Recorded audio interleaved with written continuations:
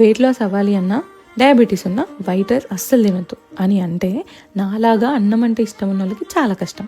అన్నంలో ప్రాబ్లం కాదు, మీరు అన్నాన్ని వండుకునే విధానం కొద్దిగా మార్చితే స్టిల్ మీరు ఎంజాయ్ చేయొచ్చు అనే వేని నేను చెప్తున్నాను.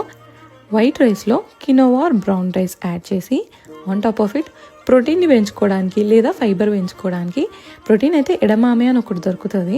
ఇప్పుడు నా దగ్గర లేదు కాబట్టి నేను ఫ్రోజన్ వెజ్ చేసేస్తున్నాను.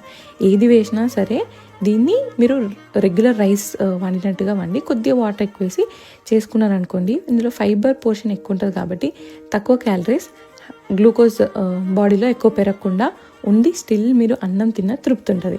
వెయిట్ లాస్ని కష్టంగా కాకుండా ఈజీగా ప్రాక్టికల్గా చేసే ఇలాంటి టిప్స్ అయితే నాకు ఫిట్ మామ్ వాళ్ళు ఇస్తుంటారనమాట. సో మీరు కూడా మీ ఫిట్నెస్ జర్నీ స్టార్ట్ చేయాలి అనుకుంటే ఫాలో ఫిట్ మామ్. వాళ్ళ బయోలో వాళ్ళ ఫామ్ లింక్ ఉంటుంది, ఫిల్ చేయండి. Use my code AL11 for additional discount.